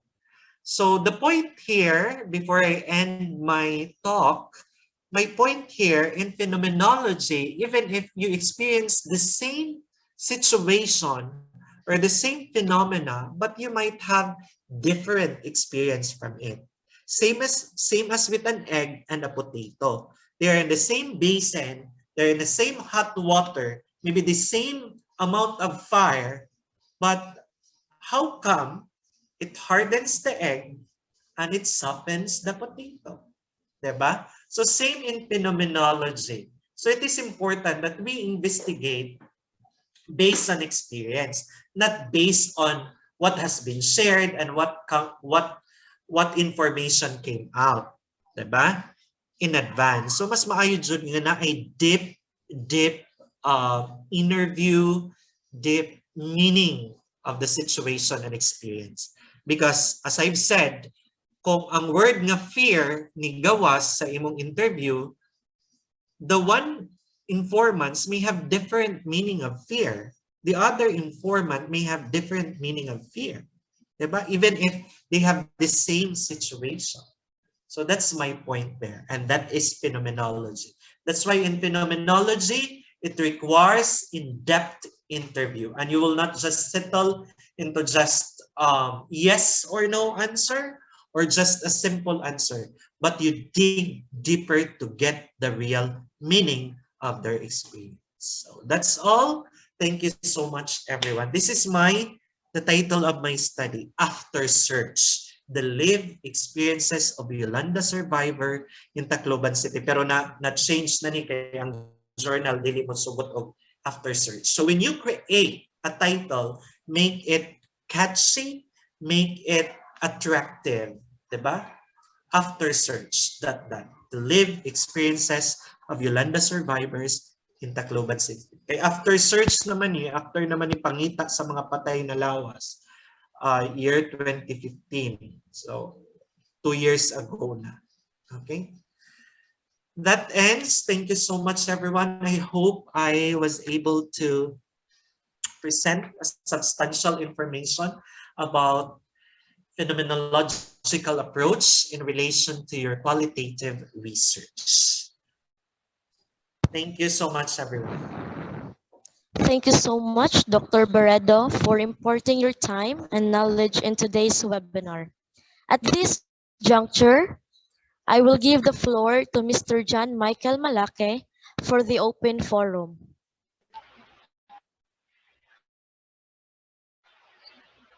Good afternoon, students. Am I audible? So once again, good afternoon. I am John Michael G. Malake, one of the practice teachers of Dr. Leo A. Mamolo, and I will be assisting you regarding with your questions on your researches or anything you would like to ask on our teacher to improve your studies.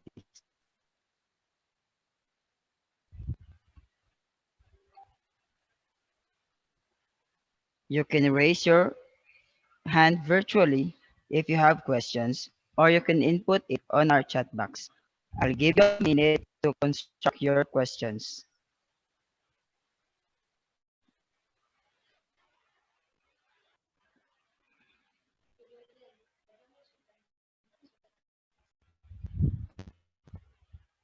You can now chat your questions, class students.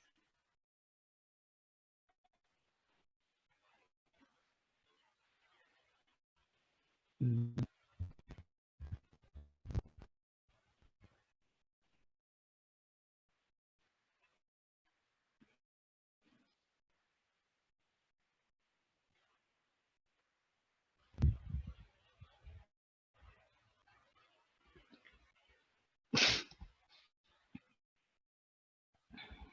Anyone who has a question or clarifications?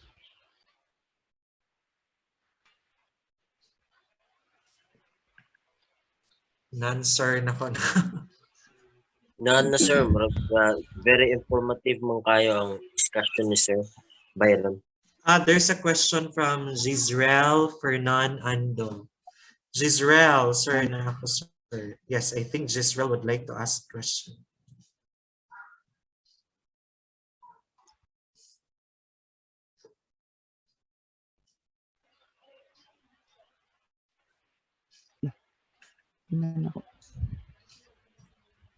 Gisrel, you have Yeah. questions? You ask questions if you have some clarification if you would like to.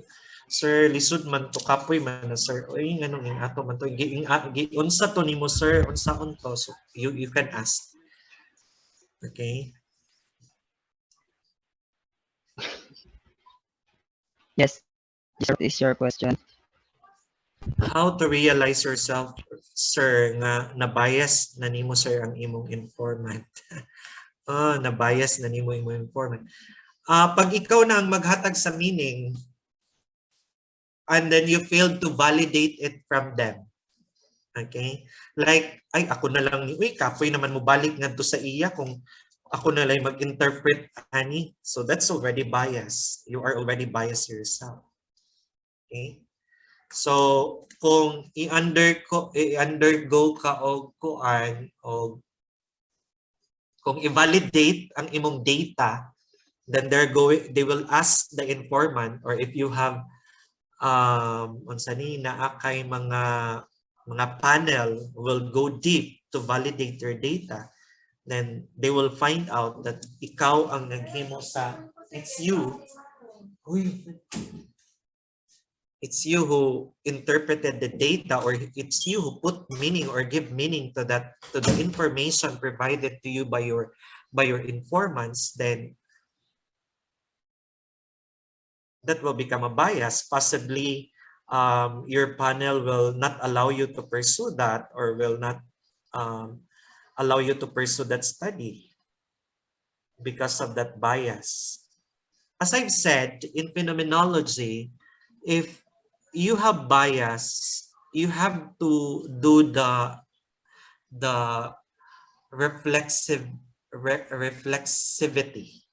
Okay, diba? Just tell the bias that you did in the conduct of your study.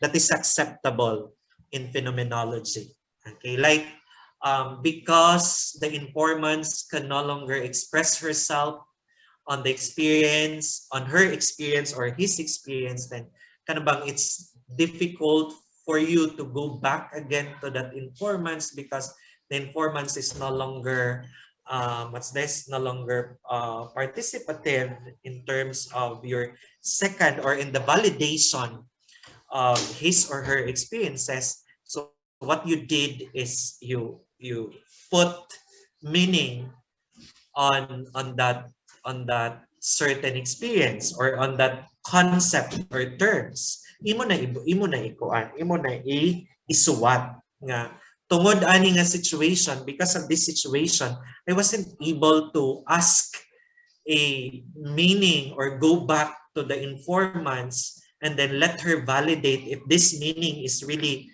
based on her experience. So what I did just to complete the study is I put meaning to it based on my experience. And I also validated it by asking other informants who are willing to share.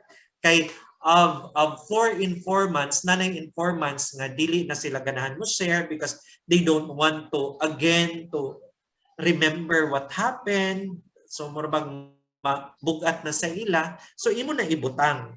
You include that in your methodology. Okay? You include that in your what's this? Ethical consideration. Yon. I hope I answer your questions, Israel. How to realize yourself, sir, na nabias na nimo, sir, ang imong informant. Makaibaw man ka nga nabias na ka because you give meaning to those words or to those experiences without consulting or without validating it to your informants, without going back to your informants and asking your informants if this is really the meaning of it. Okay? Pwede po na siya mabias if it's you who give meaning, or the word comes or the meaning comes from you and then the informant just said yes. Okay, mabias po ka ana because it's you who introduce the word or the concept or the terms instead of the informants. Mabias po ka ana. Okay? All you need to do is to analyze. Pag analyze nimo, balik ka siya. Ang ako analysis ani is nakabutang diri happy based sa description, based sa interview nga you meet your family, you're happy ka din. Okay, or na-mention nimo nga happy. Can I dig deep? May I know what do you mean by happiness here? Ang iya day happiness kay seeing her family together in a rare time. Diba? So kana siya. Hope I answered your question, Mr. Ando. Fernan, big double okay, sir. Thank you. Any more? Matrabaho Wala ka itong ayo tanas ang class or student. yes. Matrabaho ka ayo ang phenomenology.